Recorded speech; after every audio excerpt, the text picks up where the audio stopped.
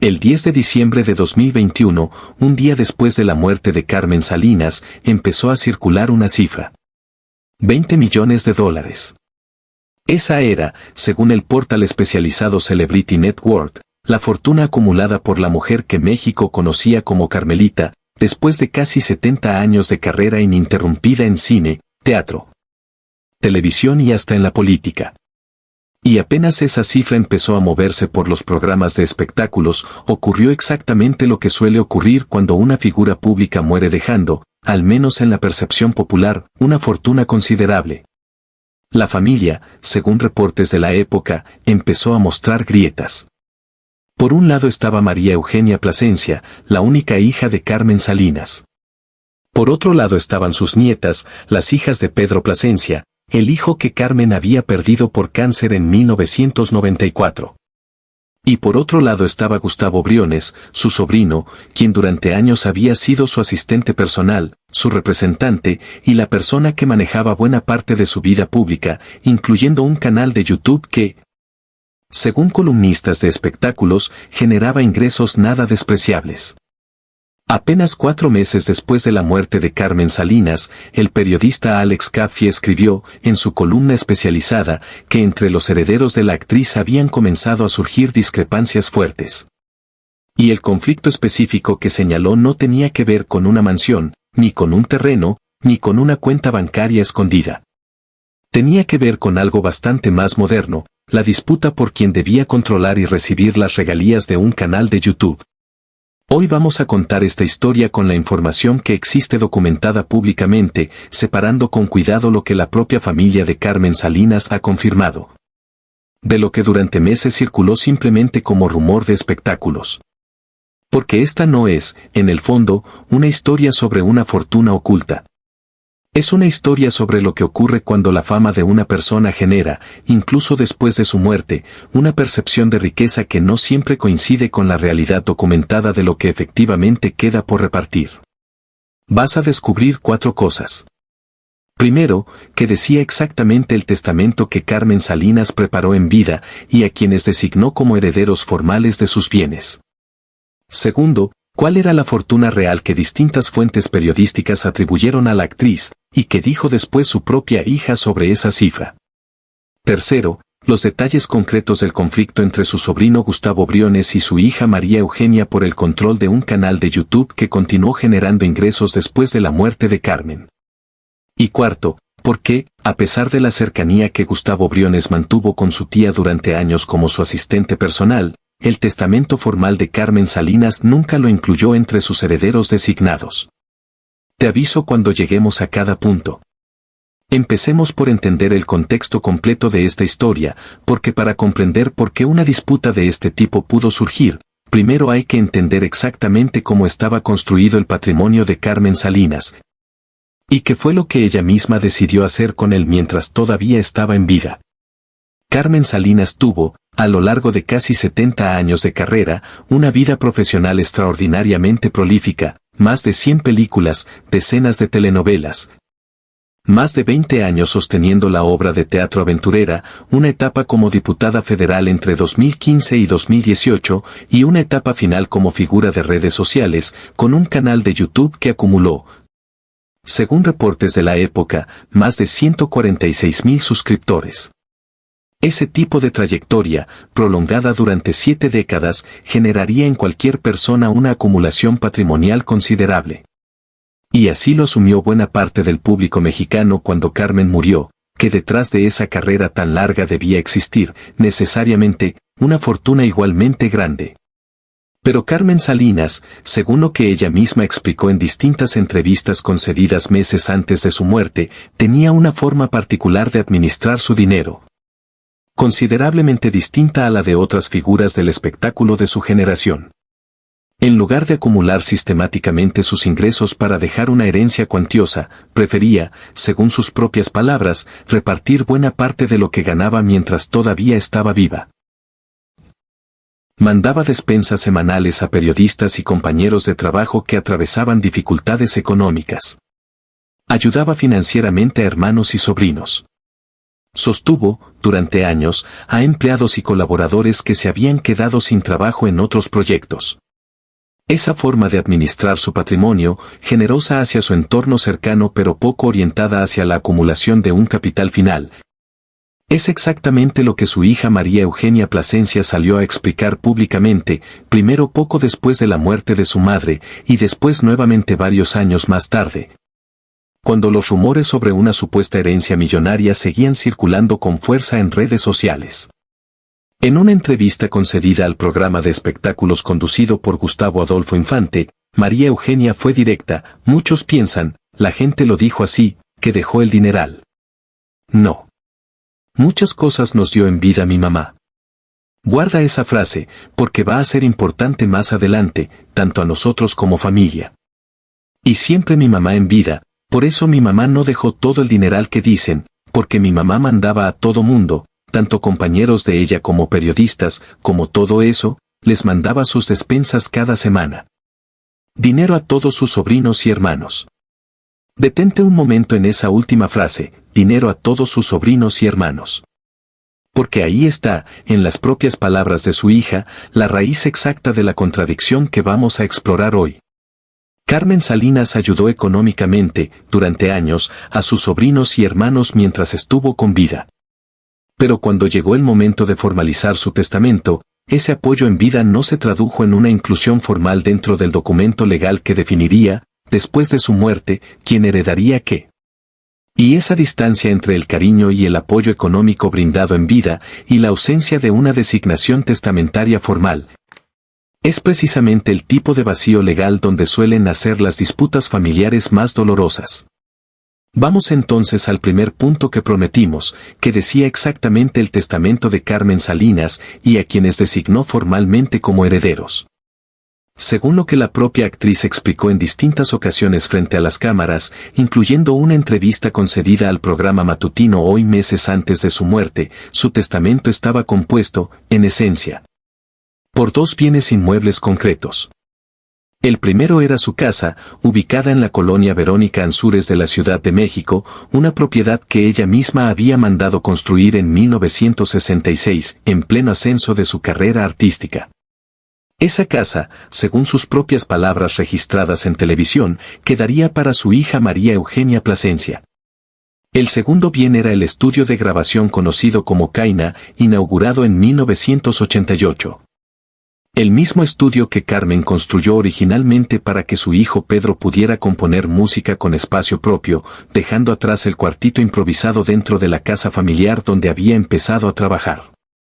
Ese estudio, según lo que Carmen declaró en vida, quedaría para las hijas de Pedrito, es decir, para sus dos nietas, las hijas del hijo que ella había perdido por cáncer en 1994. Carmen lo dijo con sus propias palabras, en un video que después circuló ampliamente tras su muerte: ya nada más queda esta casa y el estudio que va a ser para las hijitas de Pedrito, que en paz descanse. Y esta casa para mi hija María Eugenia. Este es el testamento. Nota la construcción exacta de esa frase. Carmen no dijo voy a repartir mi fortuna entre estas personas. Dijo, literalmente, ya nada más queda esta casa y el estudio. Como si estuviera aclarando, incluso en vida, que no había mucho más que repartir más allá de esos dos bienes inmuebles concretos.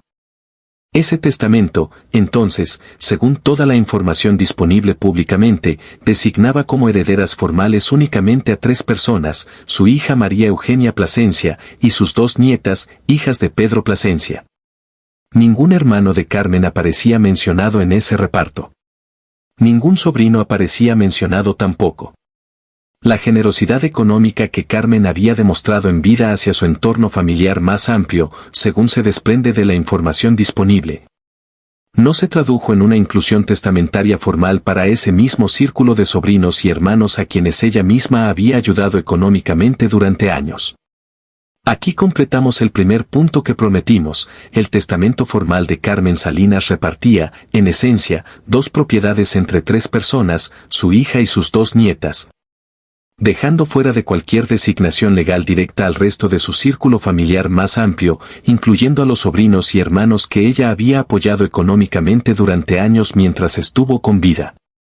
Vamos ahora al segundo punto, ¿cuál era, en realidad, la fortuna de Carmen Salinas? ¿Y por qué existió una diferencia tan marcada entre la percepción pública de esa riqueza y lo que su propia familia terminó confirmando años después? Cuando Carmen Salinas murió, distintos medios especializados en finanzas del entretenimiento retomaron una cifra que había circulado durante años, $20 millones. Según estimaciones del portal Celebrity Net Worth, un sitio que calcula el patrimonio de figuras públicas basándose en contratos conocidos, salarios estimados por proyecto y la duración total de una carrera profesional. Esa cifra, multiplicada por el tipo de cambio de la época, equivalía a varios cientos de millones de pesos mexicanos, una cantidad que, presentada en un titular de espectáculos, sonaba exactamente como lo que el público esperaba escuchar sobre una actriz con 70 años de trayectoria ininterrumpida. Pero hay una diferencia fundamental entre estimar el valor acumulado de todos los ingresos que una persona generó a lo largo de toda una vida profesional y determinar cuánto de ese dinero efectivamente permanecía disponible, en forma de bienes o efectivo, al momento de su muerte. Son dos cálculos completamente distintos, y confundirlos es, precisamente, la fuente más común de los rumores sobre fortunas millonarias que después no aparecen en ningún testamento ni en ningún reparto formal de bienes. Según lo que reportó en su momento el mismo portal especializado, el valor de la imagen y las propiedades conocidas de Carmen Salinas rondaba, en una estimación más conservadora, los $5 millones. Una cifra considerablemente menor a los 20 millones que circularon con más fuerza en titulares sensacionalistas. Y esa disparidad entre distintas estimaciones periodísticas, sumada al hecho de que Carmen mantuvo, durante décadas, un contrato de exclusividad con Televisa que le generaba, según reportes de la época, alrededor de $300,000 mensuales, más un salario como diputada federal que ascendía, según el presupuesto de egresos de la Cámara de Diputados de 2017, a poco más de $1.900.000 anuales, ayuda a entender por qué la percepción pública sobre su riqueza terminó siendo considerablemente mayor a lo que, en la práctica, quedó disponible para repartir entre sus herederos formales. Casi 4 años después de la muerte de Carmen Salinas, en enero de 2026, su hija María Eugenia Plasencia decidió salir públicamente, una vez más, a aclarar esta situación con mayor detalle. Lo hizo en el contexto de una nueva ola de especulación sobre el patrimonio de su madre, que había vuelto a circular en redes sociales. Y fue, en esa ocasión, considerablemente más específica sobre en qué se había ido, exactamente, el dinero que su madre generó durante toda su carrera. Según explicó Plasencia, Carmen Salinas no acumulaba grandes sumas de dinero para el futuro. Prefería, en cambio, distribuir sus ingresos mientras todavía estaba con vida. Esto significa, en términos concretos, que cuando Carmen murió, no existían cuentas bancarias con sumas espectaculares esperando ser repartidas entre sus herederos formales. El dinero que Carmen generaba, semana tras semana, proyecto tras proyecto, se destinaba principalmente a 3 rubros específicos que, según su hija, revelan mucho sobre la personalidad de la actriz. Despensas semanales para periodistas y compañeros del medio artístico que atravesaban dificultades económicas, ayuda financiera constante para sus propios hermanos y sobrinos. Y el sostenimiento de empleados que trabajaron a su lado durante años. Sobre este último punto, María Eugenia fue explícita: todo el personal que trabajó con Carmen Salinas durante sus últimos años fue liquidado hasta el último peso después de su muerte,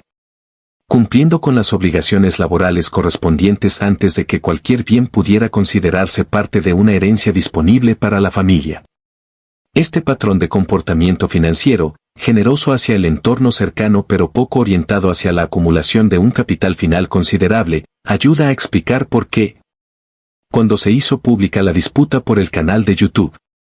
que vamos a detallar en el siguiente punto, el conflicto no giró en torno a una mansión o a una cuenta bancaria multimillonaria, sino en torno a algo bastante más modesto en términos económicos absolutos, pero simbólicamente cargado de significado: la monetización de un canal digital que, según se reportó en su momento, generaba alrededor de $100,000 mensuales. Aquí completamos el segundo punto que prometimos: La fortuna de Carmen Salinas, estimada por distintas fuentes periodísticas entre 5 y 20 millones de dólares según el método de cálculo utilizado, resultó ser, según las propias declaraciones de su hija, considerablemente menor en términos de bienes disponibles al momento de su muerte, precisamente porque Carmen prefirió, durante toda su vida, repartir su dinero en vida antes que acumularlo para una herencia formal. Vamos ahora al tercer punto de esta historia, el que le da su título completo, los detalles concretos del conflicto entre Gustavo Briones, sobrino de Carmen Salinas, y María Eugenia Plasencia, su hija, por el control de un canal de YouTube que continuó generando ingresos incluso después de la muerte de la actriz. Para entender este conflicto hay que entender primero quién era Gustavo Briones dentro de la vida de Carmen Salinas. No se trataba de un familiar lejano que apareciera esporádicamente en eventos públicos. Gustavo Briones fungía, según múltiples reportes y según lo que la propia Carmen confirmó en sus redes sociales, como su asistente personal, el encargado de manejar sus relaciones públicas y buena parte de su trabajo cotidiano. La propia Carmen lo presentó en una publicación de Instagram con palabras notablemente cálidas, y él es mi querido sobrino Gustavo Briones, él es quien me da todo su apoyo para manejar mi trabajo y relaciones públicas. Es muy buen muchacho y lo adoro. Ese nivel de cercanía no era, en absoluto, una relación superficial de parentesco lejano. Gustavo Briones acompañó a Carmen Salinas en momentos considerablemente delicados de sus últimos años, fue él quien confirmó públicamente, el 11 de noviembre de 2021, que la actriz había sido internada de emergencia tras sufrir un derrame cerebral. Fue él quien, día tras día durante las semanas siguientes, salió a dar actualizaciones sobre su estado de salud a la prensa que esperaba noticias afuera del hospital. Fue él quien, en distintas declaraciones a medios, describió con detalle el estado de lucha de su tía mientras permanecía en coma. Y fue también Gustavo Briones quien, después de la muerte de Carmen, asumió la tarea de mantener activo el canal de YouTube que la actriz había abierto en vida, un espacio donde se acumulaban recopilaciones de entrevistas, momentos de su carrera y contenido que, según explicó el propio Briones en su momento, buscaba honrar la memoria de su tía subiendo material adicional del archivo disponible. Pero apenas 4 meses después de la muerte de Carmen Salinas, en abril de 2022, el periodista Alex Caffie publicó, en su columna especializada en espectáculos, información que cambiaría por completo la narrativa de armonía familiar que hasta entonces se había manejado públicamente. Según Caffie, existía una disputa considerable entre María Eugenia Plasencia y Gustavo Briones, quien además de sobrino había sido asistente personal de la actriz, por el control del canal de YouTube que llevaba el nombre de Carmen Salinas Oficial y que, para ese momento, acumulaba alrededor de 146,000 suscriptores. El detalle específico que hizo noticia fue la cifra concreta de la disputa. Según reportó Caffie, el canal había generado, solamente en el mes de diciembre de 2021, 100,000 pesos en concepto de monetización. Y tanto María Eugenia como Gustavo Briones estarían buscando quedarse con el control completo de esos ingresos, así como con el manejo futuro del canal. Es importante subrayar, con la misma cautela que hemos mantenido a lo largo de toda esta historia, que esta información proviene de una columna periodística especializada en espectáculos, respaldada por una fuente que el propio columnista no identificó públicamente por nombre. No se trata de una confirmación judicial, ni de un comunicado oficial emitido directamente por las partes involucradas admitiendo la existencia formal de un litigio legal. Pero la reacción posterior de la propia familia, según veremos a continuación, resulta reveladora en sí misma sobre la tensión real que existía detrás de esa información. Apenas unas semanas después de que la columna de Caffie se hiciera pública, Gustavo Briones acudió a un evento de la industria del entretenimiento, la premier de la última película en la que había participado Carmen Salinas, titulada El Ballet. Ahí, frente a las cámaras de un medio de comunicación, Gustavo Briones ofreció una versión considerablemente distinta a la que había circulado en la prensa de espectáculos. Mi tía dejó todo muy claro en su testamento y es mentira que haya pleito de dinero, no sé qué verdad lo que publicó un medio de comunicación. Gustavo incluso explicó, en esa misma declaración, que había planeado asistir al evento acompañado de algunas de las nietas de Carmen, pero que por cuestiones de logística no había sido posible coincidir. dado que él se encontraba en una zona de la ciudad y ellas venían de un punto considerablemente más alejado. No hay pleito, hay mucho amor entre nosotros, remató Briones ante las cámaras. Y aquí aparece exactamente el tipo de contradicción que suele acompañar a este tipo de historias familiares dentro del mundo del espectáculo.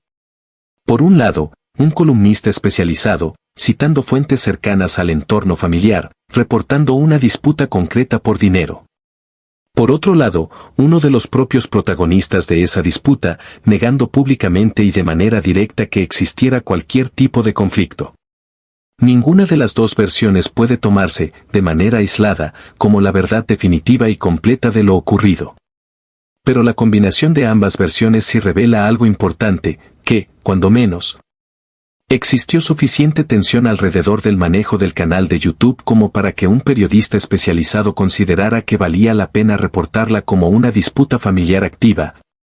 y suficiente sensibilidad alrededor del tema como para que uno de los involucrados sintiera la necesidad de salir públicamente a desmentirla con firmeza. Aquí completamos el tercer punto que prometimos, la disputa reportada entre Gustavo Briones y María Eugenia Plasencia por el control del canal de YouTube de Carmen Salinas.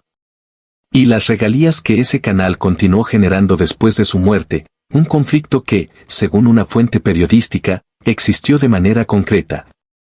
pero que uno de los propios involucrados negó rotundamente frente a las cámaras semanas después. Vamos entonces al cuarto y último punto que prometimos, porque, a pesar de la cercanía evidente entre Gustavo Briones y su tía, y a pesar del apoyo económico que Carmen brindó durante años a sus sobrinos y hermanos mientras estuvo con vida, el testamento formal nunca los incluyó como herederos designados.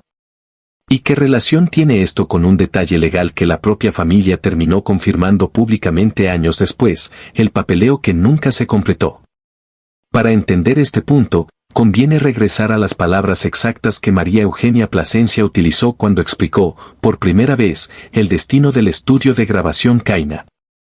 Según relató en una entrevista con el programa Ventaneando poco después de la muerte de su madre, la situación era la siguiente: el estudio de grabación, el terreno, está a nombre de mi mamá.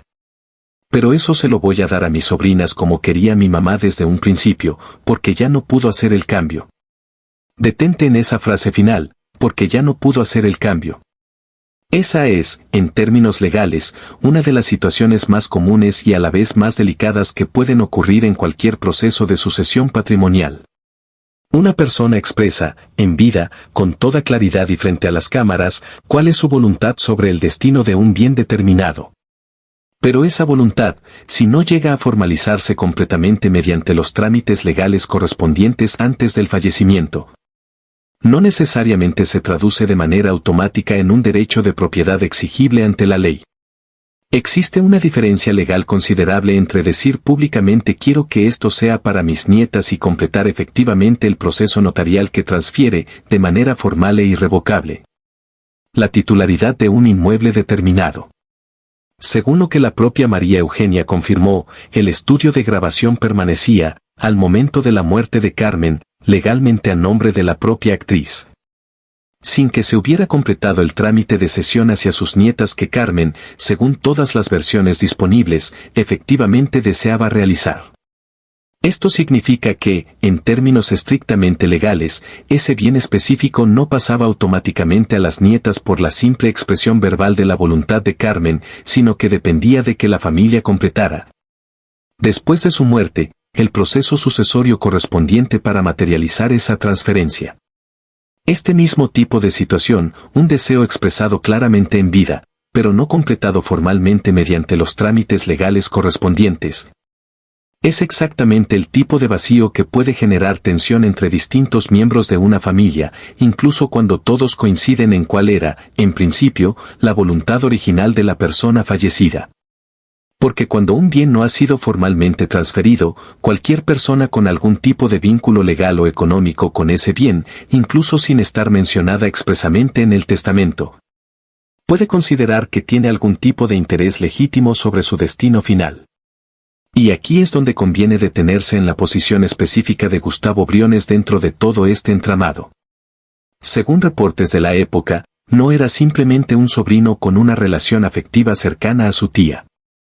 Era, además, quien manejaba en la práctica cotidiana buena parte del trabajo de Carmen Salinas, incluyendo, según se puede inferir de la información disponible, la administración práctica del canal de YouTube que después se convertiría en el centro del conflicto reportado. Cuando una persona administra, en la práctica cotidiana, un activo determinado durante la vida de su titular original, resulta considerablemente común que, tras la muerte de esa persona, surja algún tipo de expectativa o reclamo sobre la continuidad de esa administración,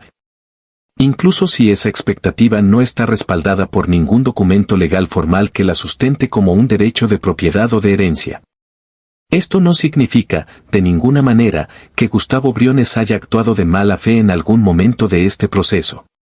Su propia versión pública, la que ofreció frente a las cámaras en la premiere del ballet, sostiene exactamente lo contrario, que no existía ningún pleito, que el testamento de su tía era claro,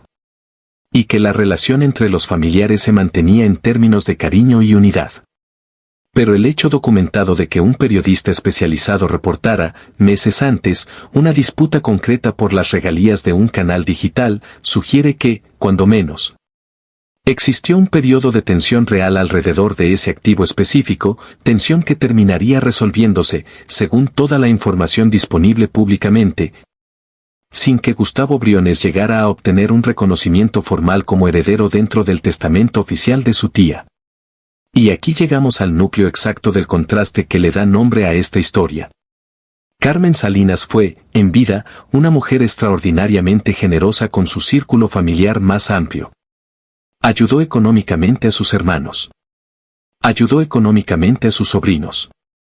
Mantuvo cerca de ella, durante años, a Gustavo Briones como parte fundamental de su equipo de trabajo personal, tratándolo, según sus propias palabras públicas, casi como a un hijo más dentro de su círculo de confianza. Pero cuando se trató de formalizar, mediante un documento legal vinculante, quien heredaría sus bienes concretos, esa generosidad en vida no se tradujo en una designación testamentaria formal para ese mismo círculo familiar. El testamento de Carmen Salinas, según toda la evidencia pública disponible, benefició exclusivamente a su hija y a sus 2 nietas, dejando a sus hermanos y sobrinos, incluyendo a Gustavo Briones, completamente fuera de cualquier derecho hereditario formal, sin importar cuánta cercanía afectiva o cuánto apoyo económico hubieran recibido de ella mientras estuvo con vida. Esta distinción, entre el afecto y el apoyo brindado en vida por un lado, y los derechos legales formalmente establecidos en un testamento por el otro, es precisamente la lección legal más importante que se puede extraer de esta historia. En el derecho sucesorio mexicano, como en la mayoría de los sistemas legales occidentales,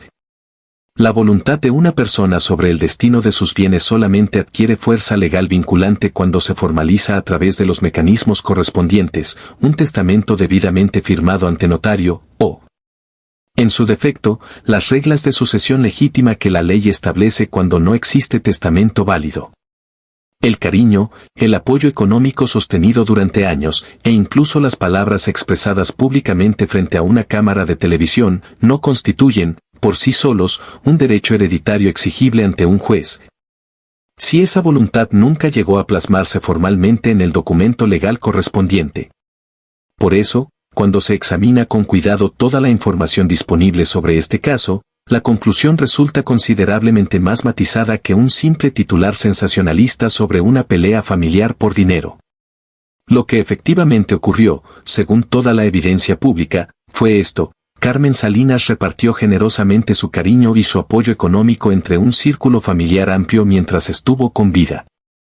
Pero al momento de morir, dejó un testamento que beneficiaba exclusivamente a 3 personas, su hija y sus 2 nietas, y al menos un bien inmueble, el estudio de grabación, con un proceso de transferencia formal que nunca llegó a completarse del todo. En ese vacío legal específico, según reportó un periodista especializado, surgió una tensión concreta entre la hija de Carmen y su sobrino. Tensión que este último salió posteriormente a negar de manera pública y directa, pero que, en cualquier caso, terminó resolviéndose sin que ningún sobrino de Carmen Salinas obtuviera, al final, un reconocimiento formal como heredero dentro del patrimonio que ella dejó al morir. Vale la pena, en este punto, detenerse en cómo funciona en la práctica, dentro del sistema legal mexicano, un proceso de sucesión cuando existe un testamento que designa bienes específicos a personas específicas, pero donde alguno de esos bienes no cuenta con el papeleo completamente actualizado. Cuando un inmueble permanece registrado a nombre de una persona fallecida, y esa persona había expresado, en vida, su deseo de transferirlo a alguien más sin haber completado el trámite correspondiente. La vía legal para materializar esa transferencia suele requerir un juicio sucesorio, un proceso donde un juez familiar revisa el testamento existente, determina la validez de las disposiciones ahí contenidas y ordena formalmente los trámites de transferencia de propiedad correspondientes a favor de los herederos designados en el documento.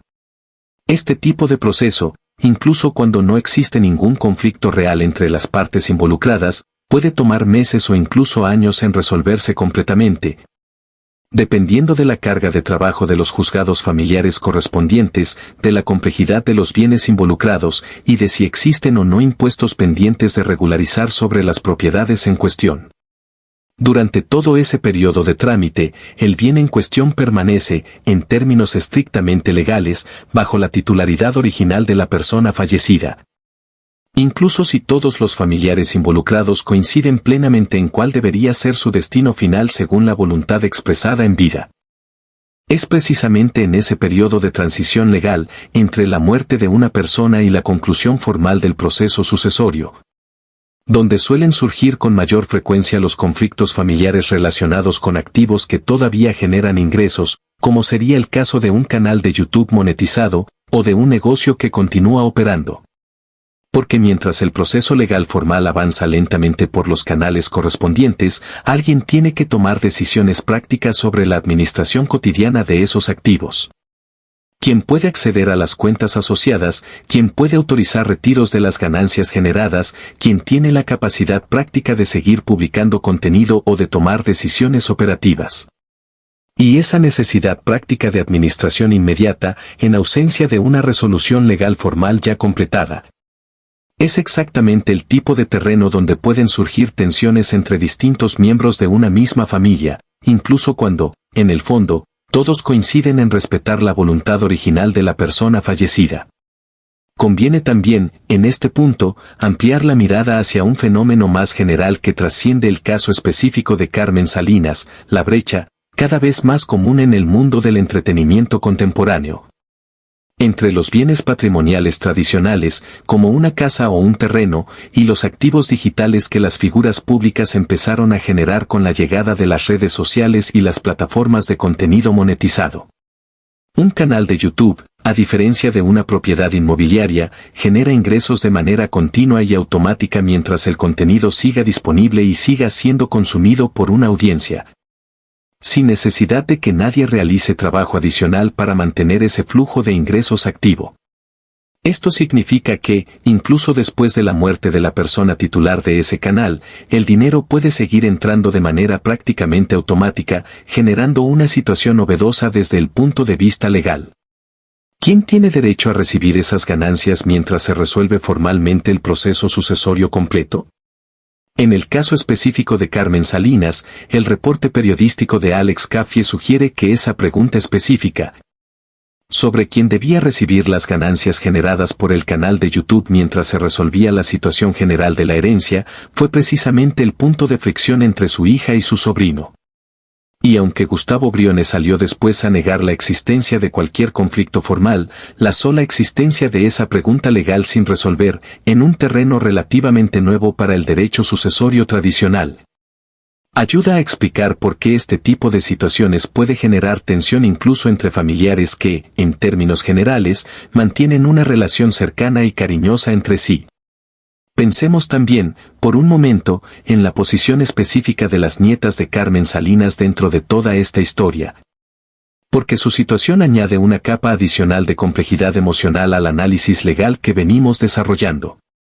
Estas dos jóvenes son las hijas de Pedro Plasencia, el hijo que Carmen perdió por cáncer en 1994, casi 3 décadas antes de la propia muerte de la actriz. Eso significa que, para el momento en que Carmen Salinas falleció, sus nietas ya habían crecido, en gran medida, sin la presencia directa de su propio padre, y con Carmen ocupando, según se puede inferir de la información disponible, un papel considerablemente más cercano al de figura paterna sustituta que al de una simple abuela ocasional. El hecho de que Carmen decidiera, específicamente, que el estudio de grabación construido originalmente para su hijo Pedro pasara a manos de las hijas de ese mismo hijo, resulta, desde una perspectiva puramente humana, una decisión cargada de un simbolismo considerable. No se trataba simplemente de repartir un activo inmobiliario más entre los herederos disponibles. Se trataba, en la práctica, de mantener dentro de la misma línea familiar directa un espacio que Carmen había construido específicamente para honrar el talento musical de su hijo fallecido, y que, al pasar a manos de sus nietas, permitía que ese legado específico continuara vinculado a la descendencia directa de Pedro, en lugar de dispersarse hacia otras ramas más amplias de la familia extendida de Carmen Salinas. Esa decisión, entendida en este contexto más amplio, ayuda también a explicar por qué el testamento de Carmen se concentró específicamente en su hija y en sus nietas, dejando fuera a hermanos y sobrinos que, aunque recibieron apoyo económico considerable en vida, no formaban parte de esa línea directa de descendencia que Carmen, según toda la evidencia disponible, priorizó de manera consciente al momento de decidir el destino final de sus bienes más significativos. Y aquí conviene cerrar este análisis con una reflexión que trasciende el caso específico de Carmen Salinas, pero que se desprende directamente de todo lo que hemos revisado hoy. Existe una diferencia fundamental, tanto en términos legales como en términos puramente humanos, entre ser generoso con alguien mientras se está con vida y garantizarle a esa misma persona un lugar formal dentro de la herencia que se deja al morir. Carmen Salinas fue, según toda la evidencia disponible, extraordinariamente generosa con su círculo familiar más amplio durante décadas. Pero esa generosidad, sostenida y genuina mientras ella vivió, no se tradujo automáticamente en derechos hereditarios formales para ese mismo círculo, precisamente porque el derecho sucesorio, en México como en la mayoría de los sistemas legales, no reconoce la generosidad pasada como fuente automática de derechos futuros, sino únicamente la voluntad expresamente formalizada en un documento legal válido. Esa es, quizás, la lección más importante que deja este caso, más allá del morbo específico sobre quién se peleó con quién por un canal de YouTube. Cualquier persona que reciba apoyo económico constante de un familiar exitoso durante años, sin que ese apoyo se traduzca en una designación testamentaria formal, corre el riesgo de encontrarse, al momento de la muerte de esa persona, completamente fuera de cualquier derecho hereditario reconocido legalmente. Sin importar cuán cercana haya sido la relación afectiva o cuán significativo haya sido el apoyo económico recibido durante años. Vale la pena, además, sumar a este análisis un tercer bien que formaba parte del patrimonio visible de Carmen Salinas y que ayuda a completar el panorama completo de lo que efectivamente quedó disponible tras su muerte. La Casita de las Sopas, un restaurante especializado en comida mexicana que Carmen abrió en 1998, ubicado en la misma colonia Anzures donde se encontraba su casa. Según relató públicamente su hija María Eugenia, ese negocio le había sido regalado a ella por su madre aproximadamente 25 años antes de la muerte de Carmen, es decir, mucho antes de que el tema de la herencia formal se convirtiera en un asunto de discusión pública. Ese restaurante, sin embargo, no logró sobrevivir mucho tiempo después de la partida de Carmen. En diciembre de 2023, casi 2 años después de la muerte de la actriz, la Casita de las Sopas anunció formalmente su cierre definitivo, después de 25 años de operación ininterrumpida. Según explicó la propia María Eugenia en una entrevista posterior, el cierre respondió a una combinación de factores, el impacto económico que la pandemia de COVID-19 había dejado sobre el negocio, y el peso emocional que significó para ella continuar al frente de un proyecto tan ligado a la memoria de su madre después de su fallecimiento. Mi madre, después de que falleció, si se me vino el mundo abajo, confesó Plasencia al explicar las razones detrás del cierre. Este dato adicional resulta relevante para el análisis completo de esta historia, porque confirma un patrón consistente en la manera en que Carmen Salinas administró su patrimonio a lo largo de toda su vida. En lugar de mantener sus negocios y propiedades bajo su propio nombre hasta el momento de su muerte para después repartirlos formalmente mediante un testamento complejo, prefería, en la medida de lo posible, transferir esos bienes directamente a las personas beneficiarias mientras ella todavía estaba con vida, como ocurrió con el restaurante entregado a su hija 25 años antes de morir. Ese mismo patrón, sin embargo, no llegó a completarse a tiempo con el estudio de grabación destinado a sus nietas, precisamente el bien que, según lo confirmado por su propia hija, quedó con el papeleo de transferencia inconcluso al momento de su fallecimiento. Este contraste entre un bien exitosamente transferido en vida y otro bien cuya transferencia formal quedó pendiente, ilustra con considerable claridad por qué algunos patrimonios generan disputas familiares después de la muerte de su titular original, mientras que otros bienes, gestionados con suficiente anticipación legal, logran transferirse sin mayor conflicto. La diferencia, en la mayoría de los casos documentados de este tipo, no reside en la buena o mala voluntad de las personas involucradas, sino en si existió o no el tiempo, la salud, o la previsión necesaria para completar formalmente los trámites legales correspondientes antes de que la muerte hiciera imposible cualquier modificación adicional al estado legal de esos bienes. Conviene también, en este punto del análisis, situar el caso de Carmen Salinas dentro de un fenómeno mucho más amplio que atraviesa constantemente al mundo del espectáculo latinoamericano. La tendencia generalizada del público a sobreestimar considerablemente la riqueza real de las figuras públicas más queridas, basándose únicamente en la duración y la visibilidad de su carrera profesional, sin considerar los patrones de gasto, generosidad o administración financiera que cada persona sostiene en privado durante su vida. Este fenómeno no es exclusivo de Carmen Salinas. Ocurre, de manera recurrente, cada vez que una figura pública con una trayectoria larga y visible fallece, el público asume, casi automáticamente, que detrás de esa fama debe existir necesariamente una fortuna proporcional, y cuando la realidad documentada resulta ser considerablemente más modesta, esa discrepancia genera, casi de manera inevitable, rumores sobre fortunas ocultas, disputas familiares exageradas, o supuestos escondites patrimoniales que rara vez cuentan con sustento documental real. En el caso específico que hoy hemos revisado, la evidencia disponible apunta hacia una explicación considerablemente menos dramática que la narrativa de una guerra familiar por millones de dólares, una mujer que, a lo largo de toda su vida, prefirió repartir su generosidad en el presente antes que acumular un capital para el futuro, un testamento relativamente sencillo que beneficiaba principalmente a su línea familiar directa. Un bien puntual cuya transferencia formal quedó pendiente al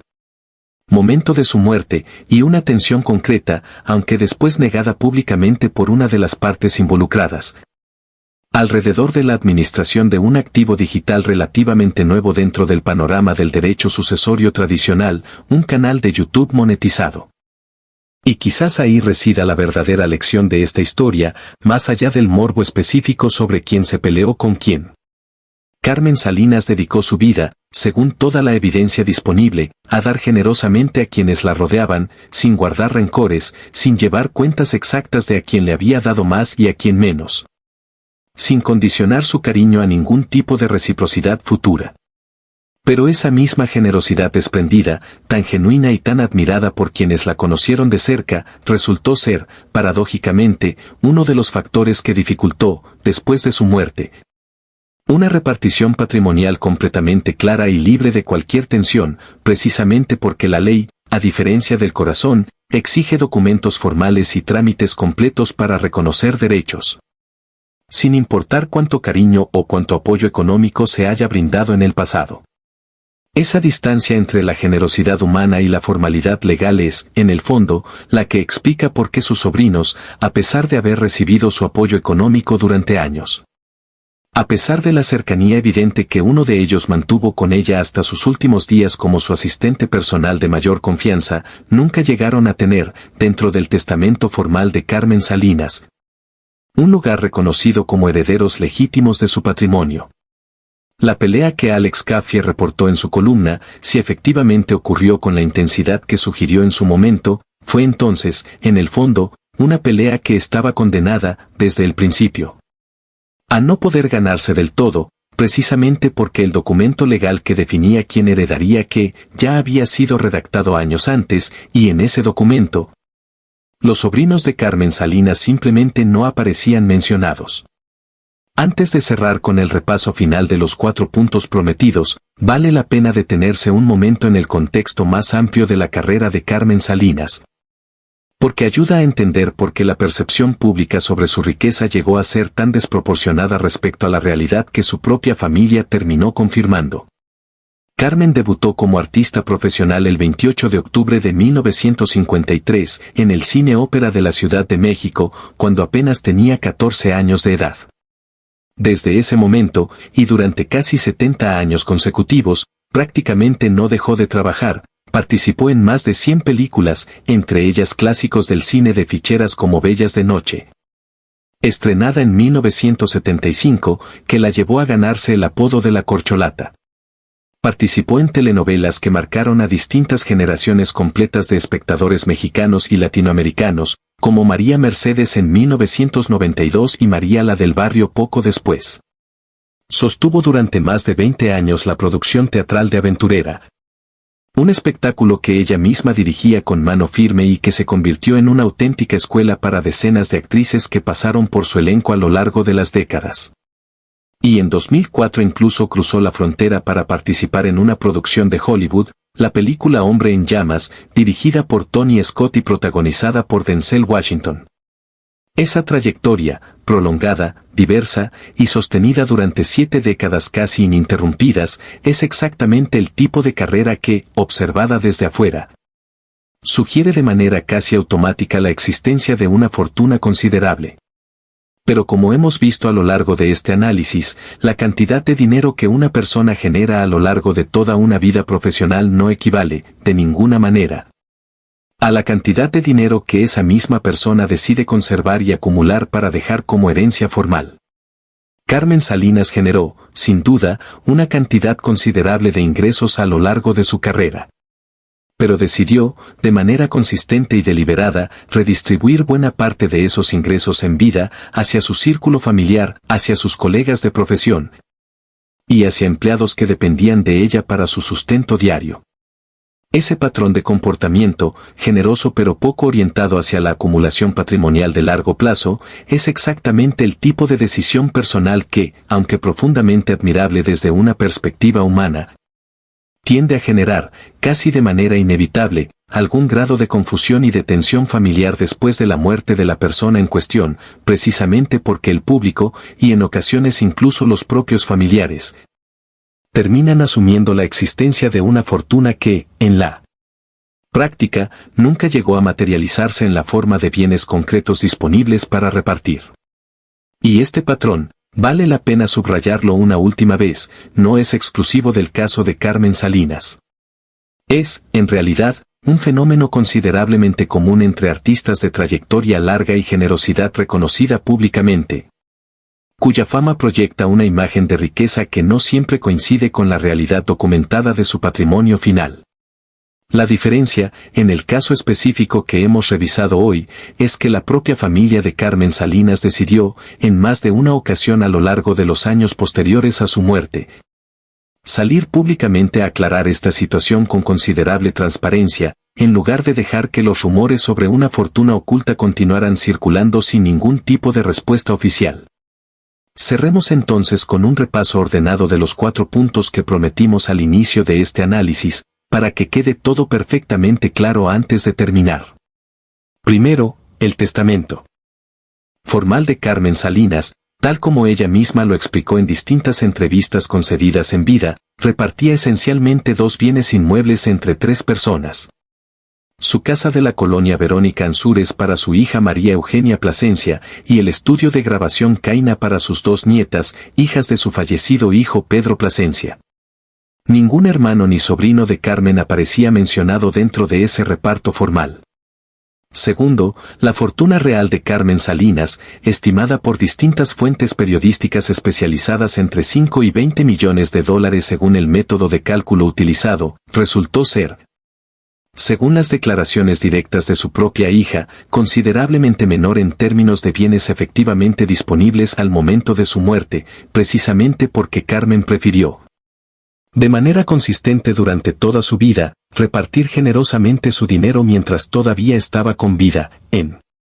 lugar de acumularlo para dejar una herencia formal cuantiosa. Tercero, la disputa reportada por el periodista Alex Caffie entre Gustavo Briones, sobrino y asistente personal de Carmen Salinas, y María Eugenia Plasencia, su hija, por el control de un canal de YouTube que continuó generando ingresos por monetización después de la muerte de la actriz, un conflicto que, según la fuente periodística citada por Caffie, existió de manera concreta,